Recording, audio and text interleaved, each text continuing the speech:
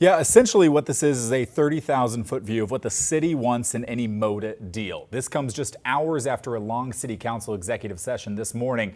City negotiators took council feedback and then in just hours sent the Blazers a framework. So let's dive in.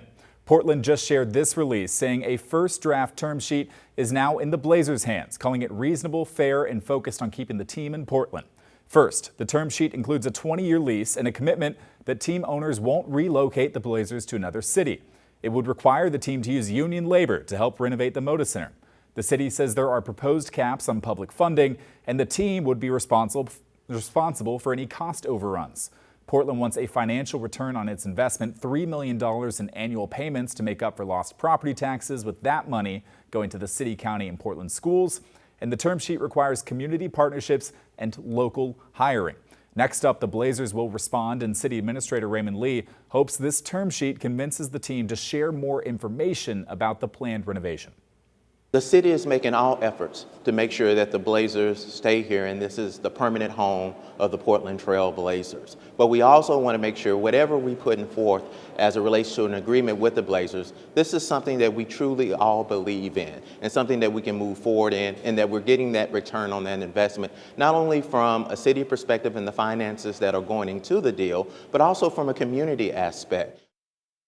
So all of a sudden, things are moving quickly. Portland has an August 12th deadline for the City Council to vote on a finalized term sheet, which gives the city's negotiators and the Blazers a little less than a month to come to a high-level agreement. Finalizing any of the details would come after that day. You know, you have to wonder about the urgency here, with NBA Commissioner Adam Silver earlier this week saying that negotiations had gone off track. He's the one the city has to show that they're serious about, right, when it comes to this. I got to hammer this point home here. Even the term sheet, this framework that we're talking about, it's going to need council approval, right? So 6 have to get the yes, counting the mayor as a tiebreaker.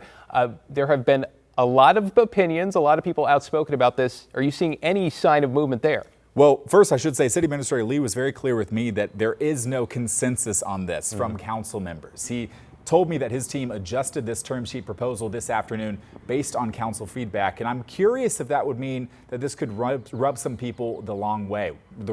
When it comes to the contents of this term sheet, some could see this as being too weak, for example, saying the city should have asked for more and this limits what Portland could get in negotiations.